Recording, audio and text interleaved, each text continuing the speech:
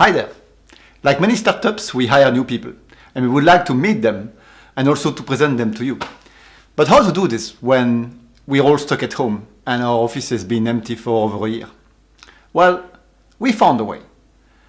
Since meeting outside is still possible, we just went in the park. There, in a cold but sunny day, we met with Guy, a machine learning engineer who joined us recently. I walked around the park with Guy and asked him about the cool AI project he did in Barcelona before moving to Belgium and joining Neterium. We also talked about his first impressions on the financial crime detection domain and how his very first project at Neterium went. So let's have a walk together. Before joining Neterium, you spent quite some time in Barcelona working on machine learning. So what did you do there?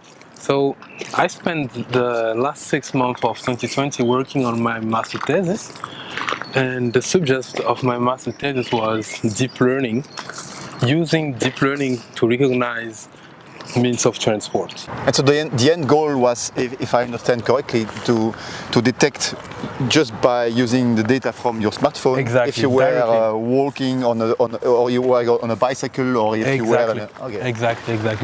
That was the end goal, and the purpose was to do it with deep learning instead of machine learning. Why? Because when you use machine learning techniques, you have to extract features, which is not an easy task.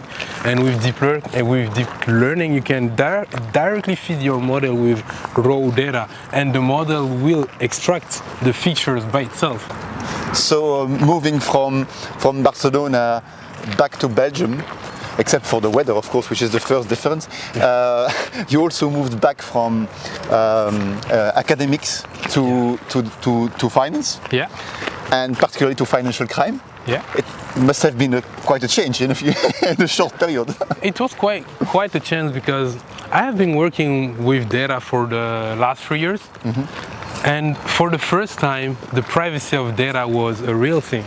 An additional complexity is that we have this zero footprint policy, where we try to forget data as soon as we get it. So basically, you have to feed your model with data in a way that does not compromise privacy, and that's extremely complex. It's very complicated. Very complicated. So you need to crypt your data a lot.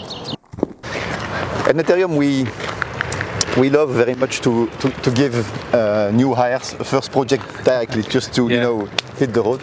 And what was your first project when you arrived? Because I remember it was quite challenging. I remember I started working on Monday, and on Wednesday, so 2 days after, I was coding. So it was quite quick.